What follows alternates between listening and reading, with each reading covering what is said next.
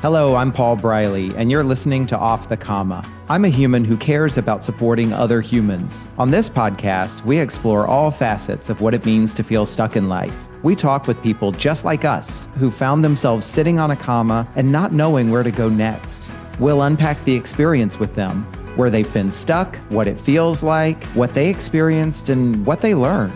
My goal is to inspire you by seeing yourself in others. I believe that when we feel more connected and seen, magic can happen.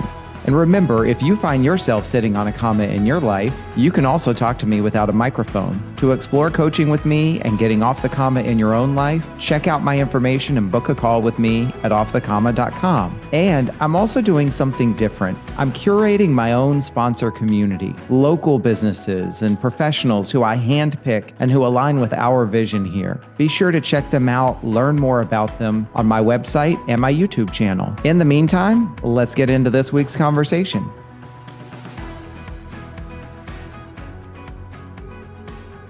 We are back with another episode of Off the Comma, and so excited because by the time this episode airs, we will be into our second year of episodes and powerful stories and amazing experiences and just really kind of bringing humanity back into, what it's like to be stuck and get unstuck, and also just listening, the power of listening and hearing each other's stories and letting people kind of be who they are and share what life is like for them. So, and this week is no exception. I am very excited to be interviewing someone I haven't really gotten a chance to meet before. We know of each other through a group that we're involved with and some shared interests and some shared work that we do, but we haven't got to spend any time getting to know each other. And so I'm very much looking forward to talking to Lucy Hemming today, and I'll let her introduce herself in just a moment. And Lucy is also another one of my colleagues and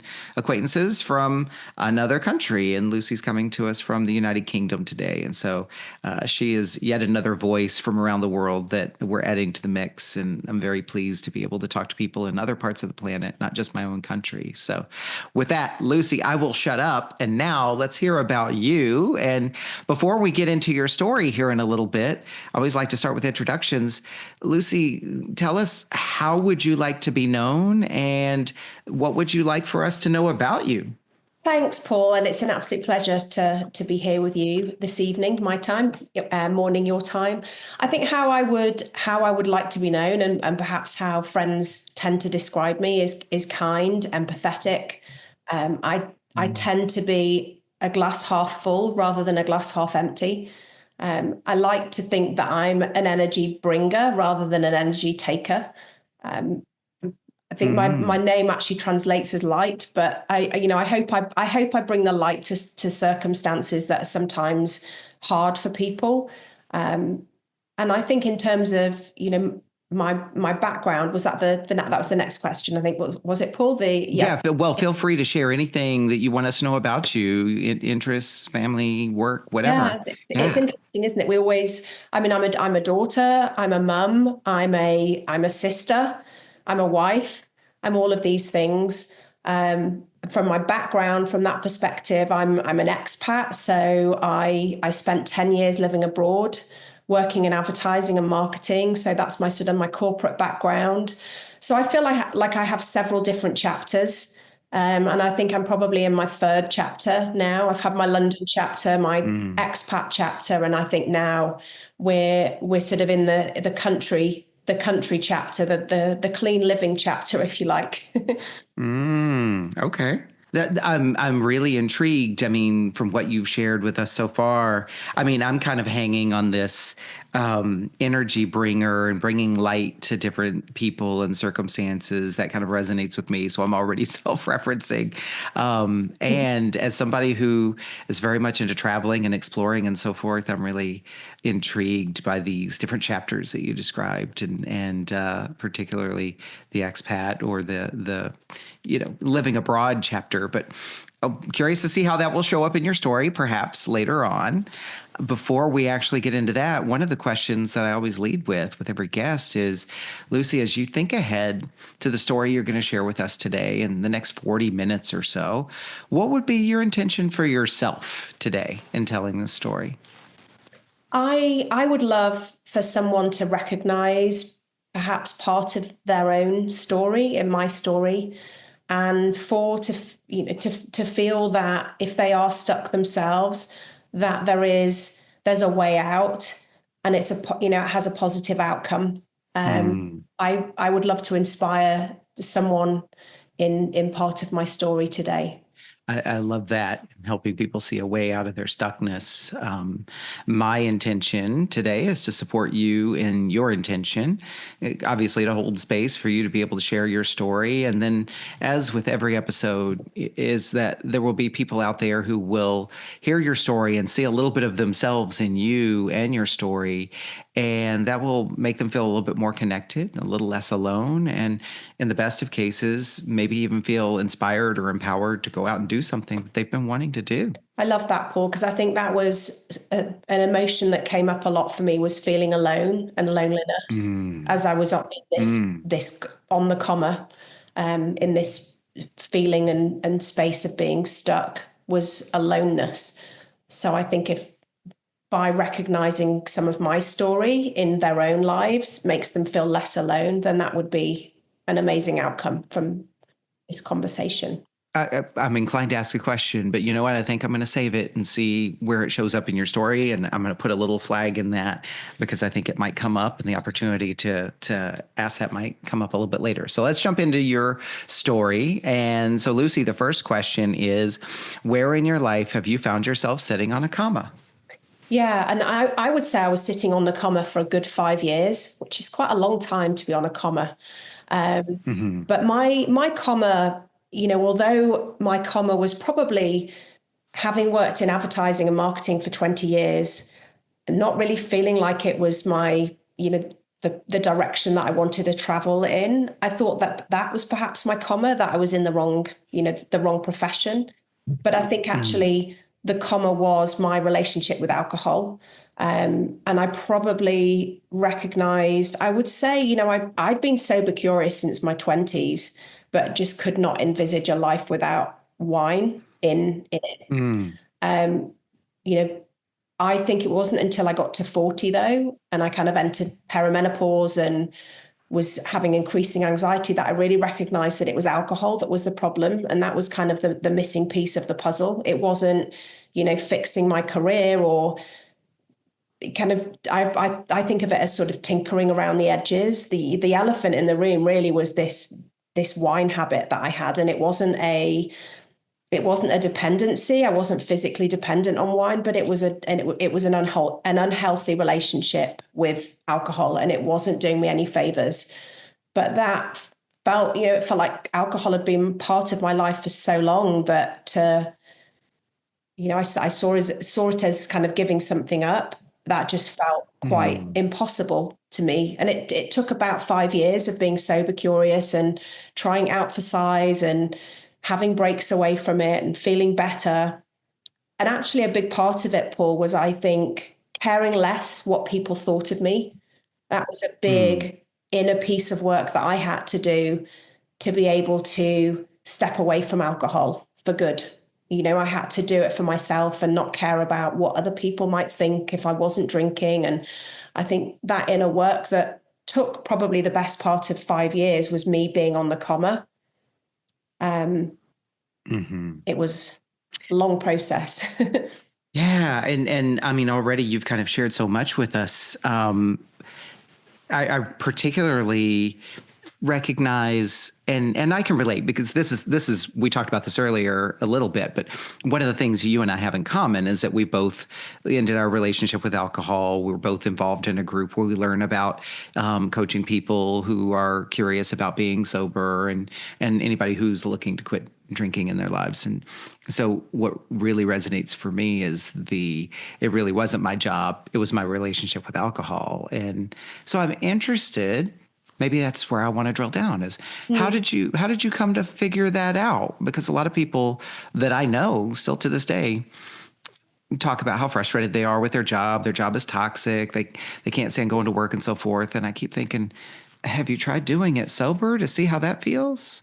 Yeah, I think that was the piece because I stepped away from an industry that I'd been in for 20 years into something else. Mm, I was still, I wouldn't say I was desperately unhappy, but it hadn't fixed the kind of the inner anxiousness. And it was lots of other things that I was starting to put in place, like exercise and looking after what I was eating and how I was beginning to talk to myself and the way I spent my mornings and meditation and all of these tools that I was putting together, but I wasn't quitting alcohol. mm, And it was almost like, what do we need to do to make you aware that there is this huge elephant in the room that needs sorting, and that's when everything fell into place. That's when I started to feel happier, and the anxiety subsided, and but I wanted to do everything. I wanted to fix everything, but go there and have to address the mm. wine because that was for a long time too big a deal. I just couldn't envisage, not being able to have a glass of wine with friends, and I wrapped a lot of limiting beliefs around it.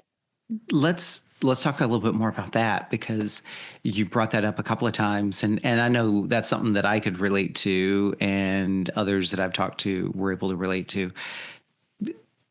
Say more about what that was like for you. I could picture all these things. I could do all these things. I was curious. I was meditating. I was kind of taking all the steps, but I couldn't let go of the wine because I couldn't see my life without it. I think it was so wrapped up in my own self identity. I started drinking when I was 14, 15. Initially at home, sneaking a little bit of alcohol from the drinks cabinet and then going out with friends as I became, later in my teens. We can get into pubs at 18 in the UK. I know it's Mm, one in the US. So it was always part, I'd navigated through every single emotion with alcohol as, as a friend in the room.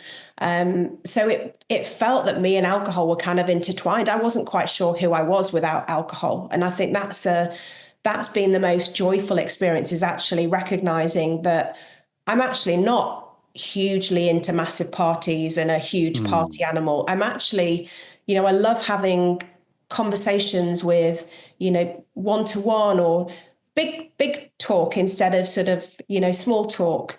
And actually, I was using alcohol in those settings to feel a little bit more uncomfortable when perhaps deep down I wouldn't say I'm introverted, but I like being in you know, smaller groups at parties, and having those conversations.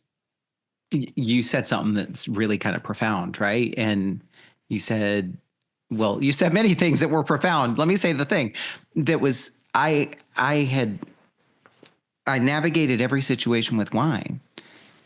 Like that relationship had been there as you'd gone through all the big decisions in your life. So it was kind of, it sounds like it was difficult to imagine making future decisions without that kind of partner. Yeah, I mean, I think, I feel resilient now because I'm facing all of these things that we have to in life. Life happens without it, and it's just made me feel so much more resilient.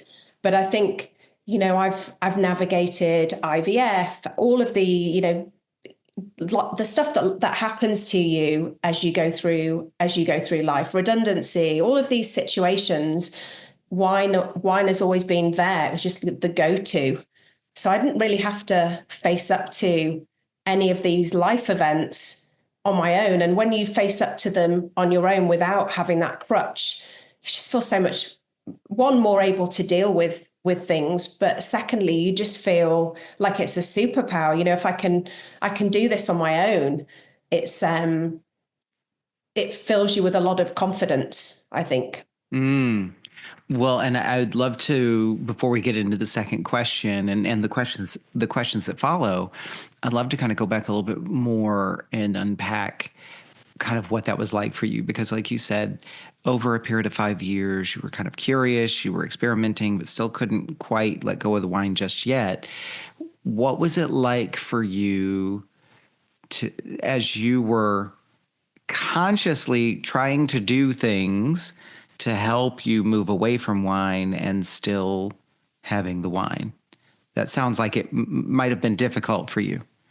I think I was really trying to get to a point where I could fix kind of, I would say, reset my relationship with alcohol. So I had this belief that if I could take 90 days off alcohol, then I could just go back to being, and I use kind of quotation marks here, a normal drinker. I could just have a normal relationship and be able to have a glass of wine. And then, but what was happening was I was constantly thinking about alcohol, even when I wasn't drinking. So it was just tiring, the amount of headspace it was taking. So being able to, I think the amount of time it was taking in my head around moderation. So, to give you some examples of what was Mm. the chatter in my head that I wasn't sharing externally would be things like, I'm not going to drink Monday to Wednesday. This is the week that I'm going to only drink red wine because I don't drink red wine so quickly as white wine. I'm going to have a glass of water every other drink. But then in my head, when I was out for dinner, I would be thinking, I hope the waiter comes back soon. He's taking an awfully long time to take the second round of. And I wasn't present in the conversation I was having with friends because I was just conscious of where was the wine, when would the wine be coming back to the table? Would it be rude to order a second glass now because everybody else is still only halfway through their first glass?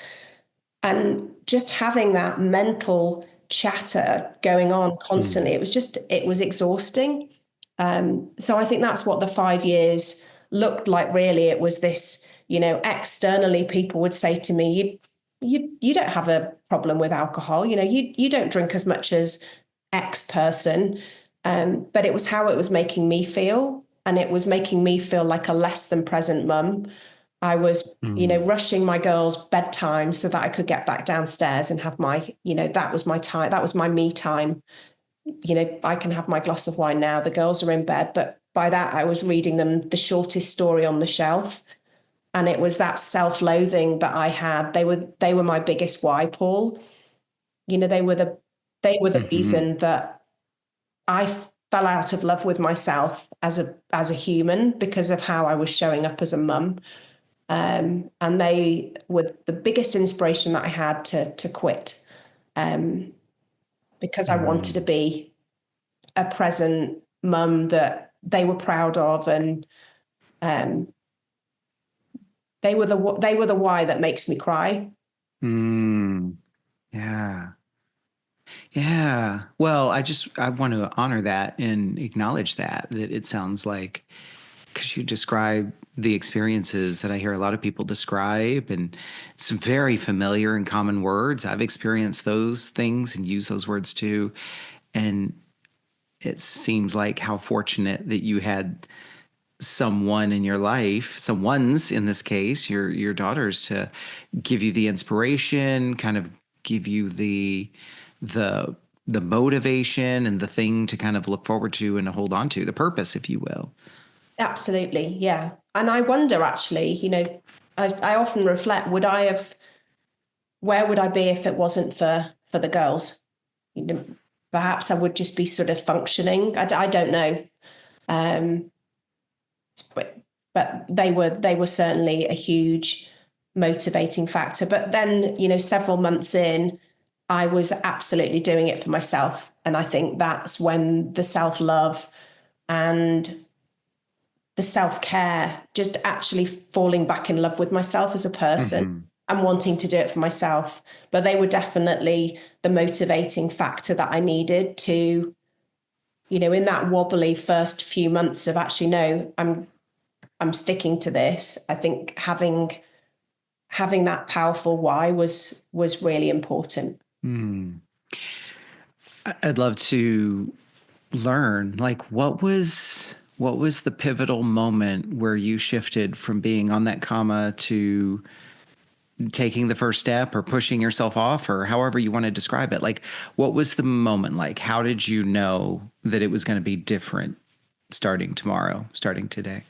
I think the pandemic was kind of a pivotal moment, and that's when my drinking picked up to the point. I think you speak to a lot of people in the pandemic, and either they, got really fit, or they dived into a bottle of wine, and I was the latter.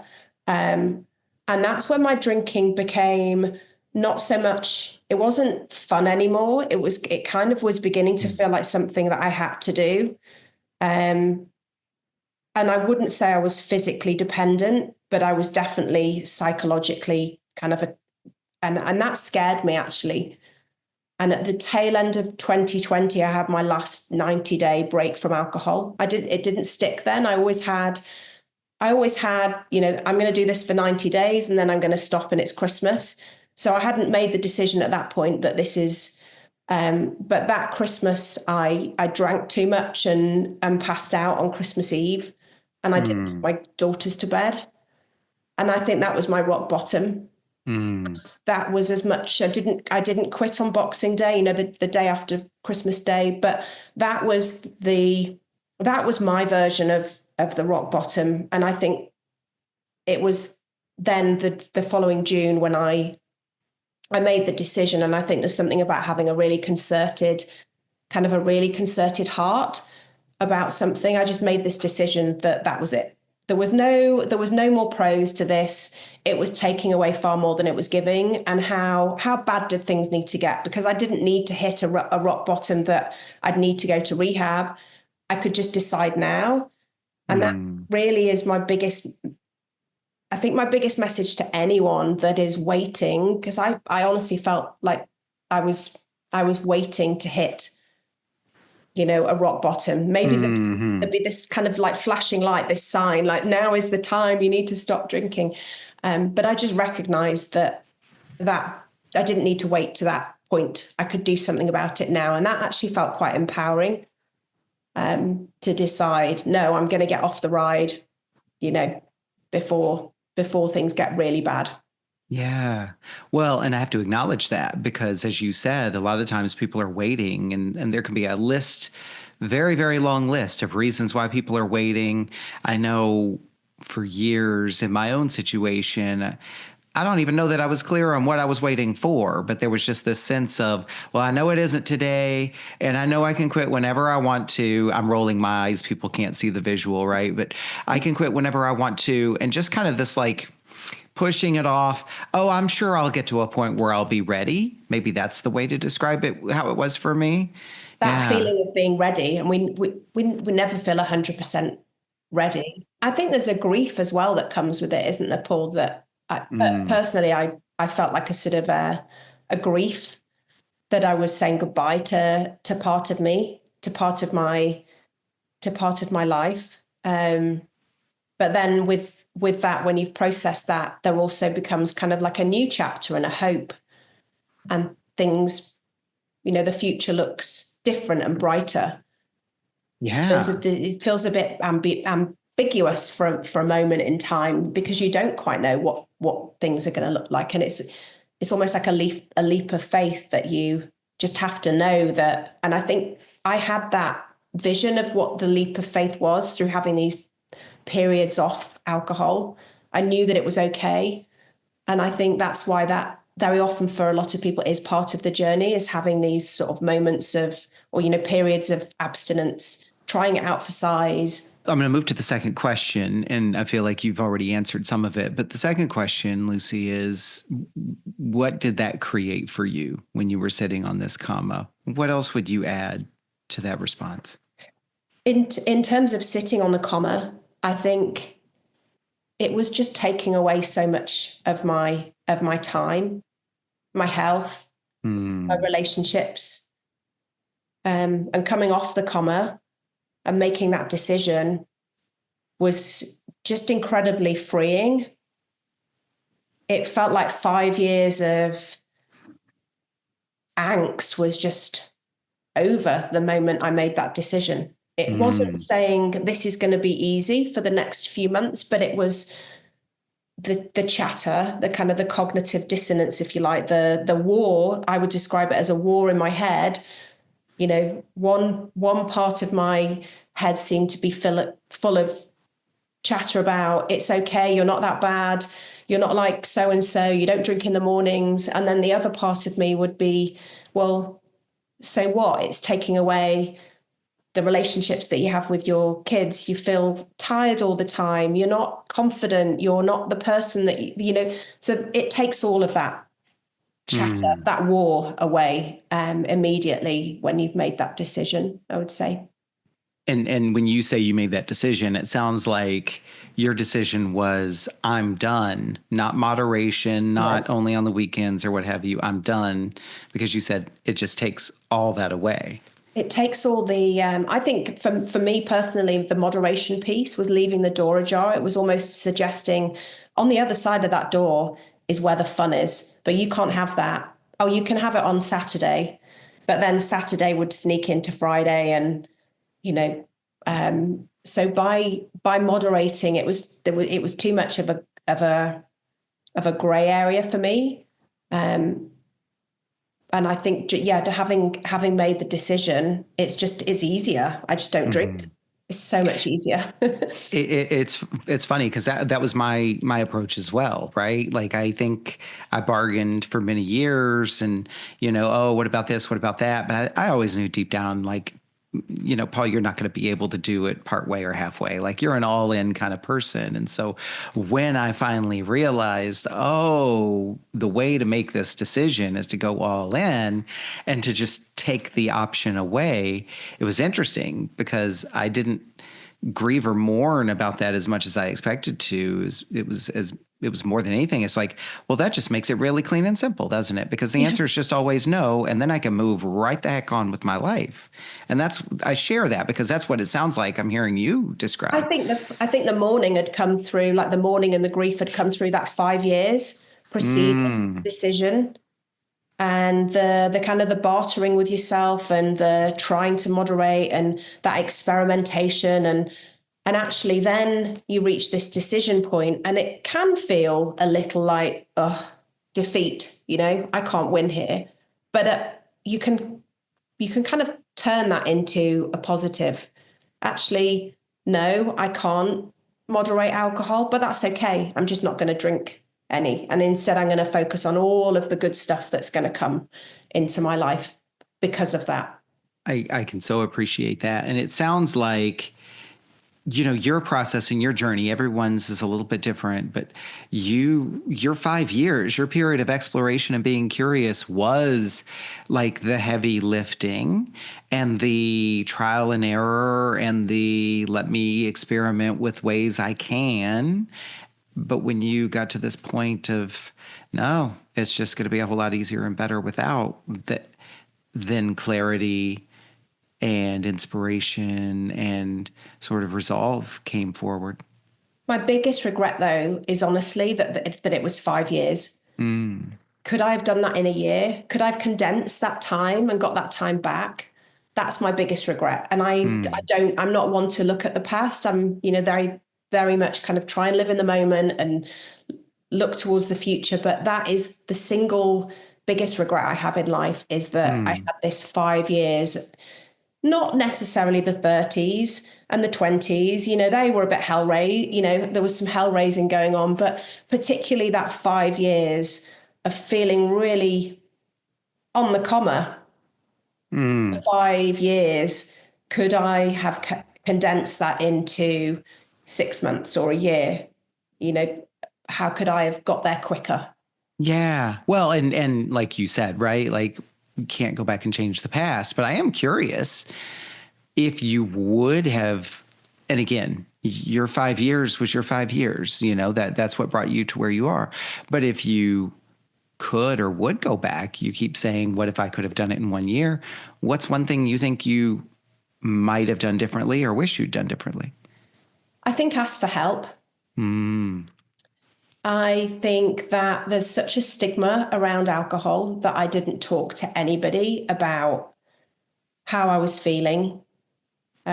Some of the moderation and the breaks from alcohol I actually did in tandem with my husband, who quit a year after me. So that's actually been, a journey that we've gone on together. I Mm. think the biggest action I could have taken was to actually say, I need some help here, or I'm a bit worried about how I'm showing up around alcohol, but no one else was. And I think that's, because I wasn't physically dependent, no one else was really pulling me up on my behavior. Mm. And I realized that no one else was going to save me. Like I was the one that was feeling this uncomfortableness around alcohol. So I was the one that was going to have to. So Mm. yeah, no one's coming to kind of rescue me. I need to do something about this myself. That's interesting that you say that. And part of me wanted to go and comment, and instead I'm going to ask. You said no one else was going to call me up on my behavior. Why do you think that is?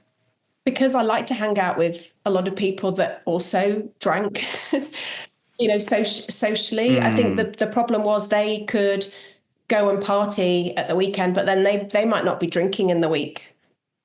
Where so they saw me having a great time at a party, but what they didn't see was kind of me on a Monday morning with self-loathing and then having a glass of wine that evening to feel a bit better. Mm.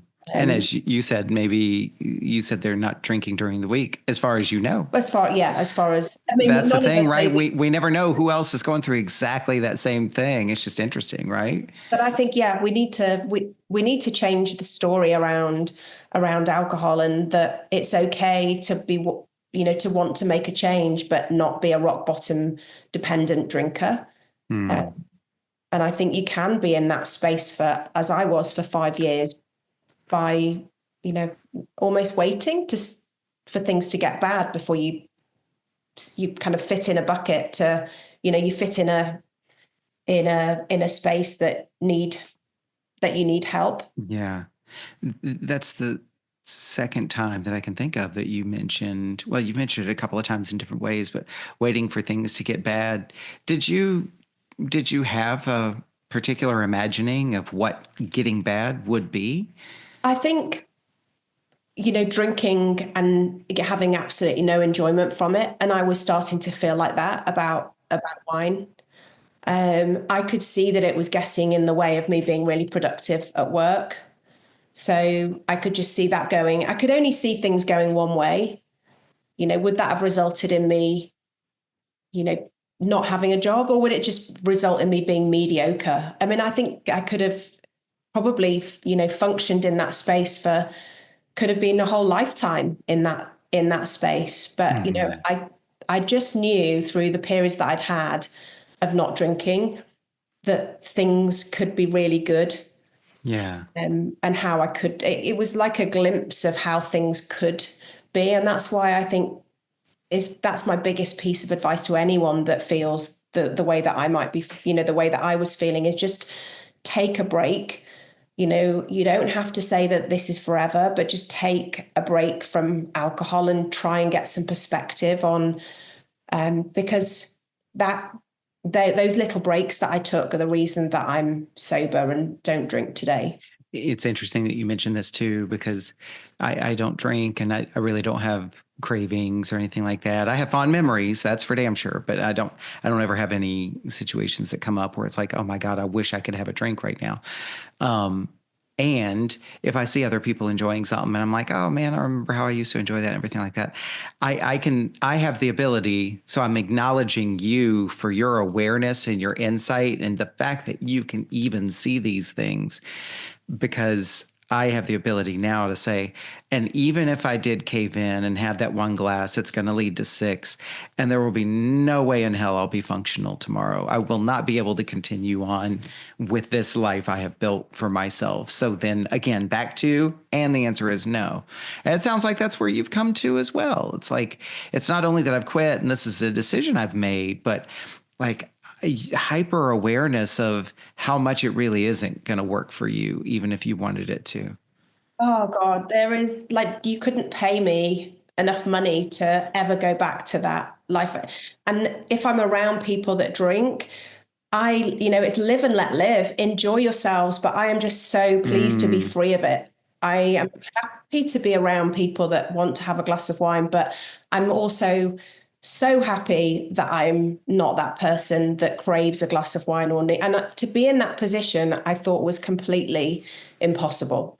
I thought I would always, if I stopped drinking, that I would see it from a place of like deprivation, like it's such a shame that I can't drink like a normal person, but Mm. it's a blessing. Like it's a complete blessing. You've definitely come a long way on your journey. And with that, I'll ask the third question. So, Lucy, as you look back at this comma that you've been sharing with us, what have you learned about yourself? Or what are you learning about yourself? That I am way stronger than I ever thought I could be. And actually, I think just I love myself again. And that is a huge, and I don't mean in a vain sense, Paul. I mean, I I love hanging out with myself. When I was drinking, I didn't really like to be alone in my own Mm. thoughts. But now I relish my own company. Um, I love hanging out with myself for the day. I've realized that I'm actually deep down a bit of a nerd, Mm. and that's not a bad thing. I've realized remembered that I love jigsaw puzzles. I used to love them as a kid. So I've rediscovered all these things that I love to do that I'd Mm. completely forgotten about because everything was very, very narrow and in focus on wine. Isn't that the truth? Like, it takes leaving something to realize how much it showed up in your world, right? And how much of your world was built around it. It's really not a whole lot different than breaking up from a romantic relationship, right? Like I've had relationships before where it's like even when you try to get back and start dating again, you're like, oh crap, I can't tell that story because it has my ex in it. I can't tell their story because it has my ex in it. It's the same thing with the relationship with alcohol, isn't it? Like you step away from it, you start to achieve these things that you've described and to start to create these things for yourself. And then that awareness of, man, how much of my world revolved around it. And it's the time that you get back, which actually I think was the thing that terrified me because I couldn't see what I could do with all this extra time if I didn't drink, which is crazy. Now I can't think of how I'd actually fit alcohol in. But at the time, that idea of like having like what on earth would you do if you don't drink wine? It's like so that's completely pivoted on Yeah. its head. Well, let's use that as a springboard for question four then. You've already started there, and I think you've already shared some of these things. But question four is what has changed for you as a result of getting off this comma?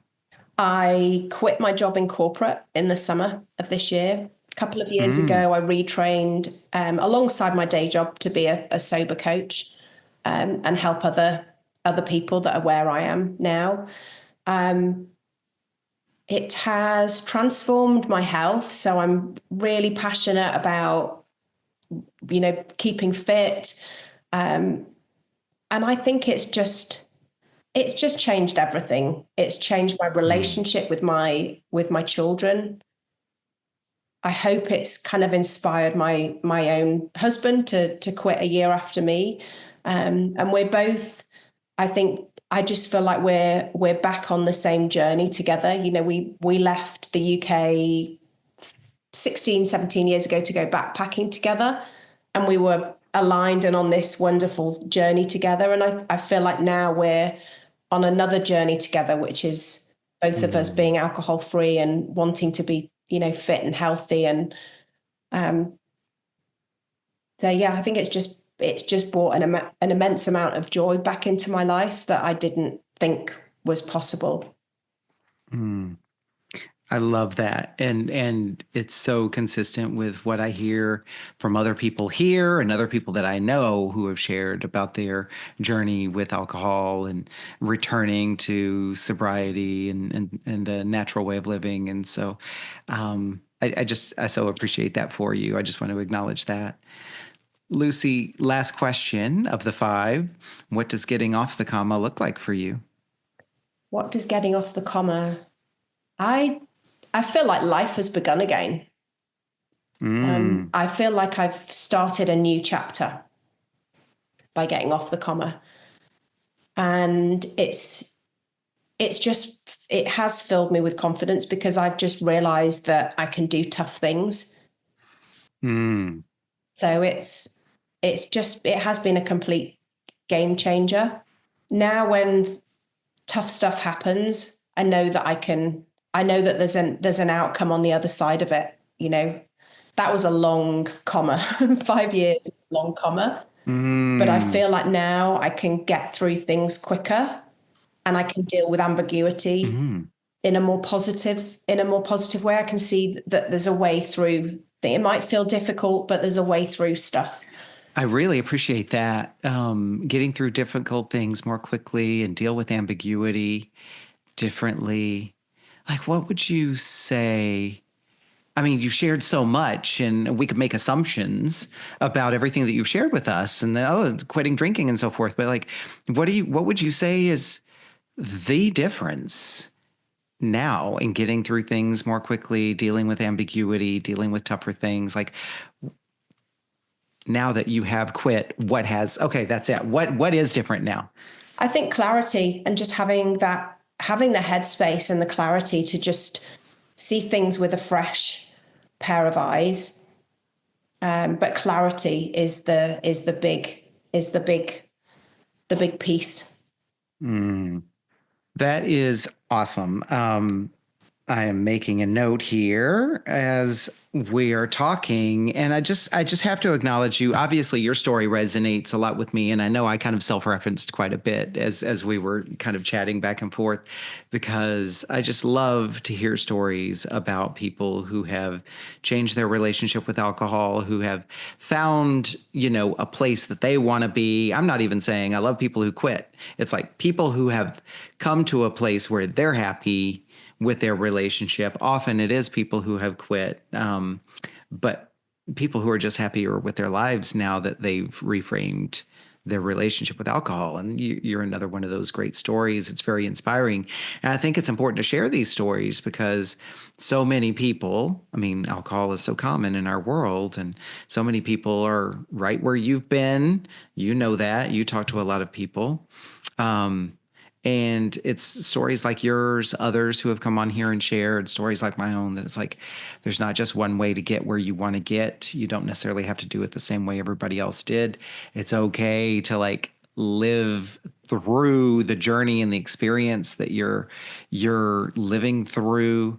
I mean, these are all the messages that are coming through in your story, and that there is another side and there is a place you can get to. It can be better, and you actually can do it. Right? Like that's kind of what I'm hearing from you is like, you can do it. Even if you go through it for 5 years, you can still do it. Yeah, never give up. Yeah, I love that. Lucy, we could continue to talk, and I'm sure there's lots of stories you could share with us in addition to what you have.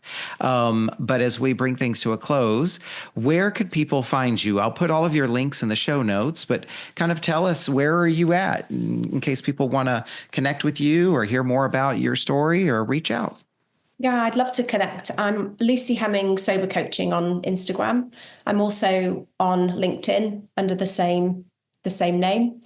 And I have a website as well, lucyhemmingsobercoaching.com as well. Nice. I share Nice. some of my story on there. Definitely check out Lucy's links. And then as we wrap up, Lucy, one more thing before we go that I do in every episode. I call this section acknowledgments. And because obviously this podcast is all about sharing stories and letting people, sharing people's voices, right? And lifting up stories. Your story wouldn't be complete if we didn't give you a chance to acknowledge others who matter to you. And so this section is a chance for you to give a voice to, lift up, or boost others. And that could be important causes or organizations. It could be other creators. It could be people in your immediate circle in your life, like your family. Who would you like to acknowledge today? And we'll be sure to put that information in the show notes as well. Well, I would like to acknowledge my two girls. They are my biggest inspiration. But in terms of a shout out, I'd just love to give my friend Kev a shout out. He is the biggest inspiration and light giver. He's experiencing stage 4 cancer at the moment, and he is doing so with just such positivity. And I know he doesn't always feel that way, but he's driving a huge initiative called Cancer My Arse. So it's raising funds for Bowel Cancer UK and cancer research. So I would love to give Kev a shout out and just send him all my love and his family today. I so appreciate you doing that. And definitely, I want to add my sentiments into that as well and send him all of the best wishes through his journey. And his information is in the show notes, and definitely encourage folks to check it out. And thank you. Thank you for all that you've shared and bringing your story to our community. Thank you, Paul. It's been a pleasure. We will look forward to following your journey and wish you a wonderful week ahead. Thank you again, Lucy. You too, Paul. Thank you.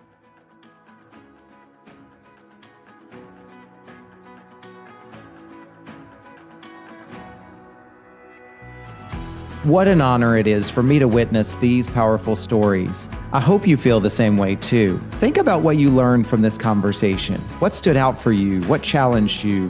What inspired you? And I encourage you to write it down in some form of journaling and reflection. Surprises can reveal themselves to you when you do this. And if you were moved by today's conversation, pass it along to someone you care about.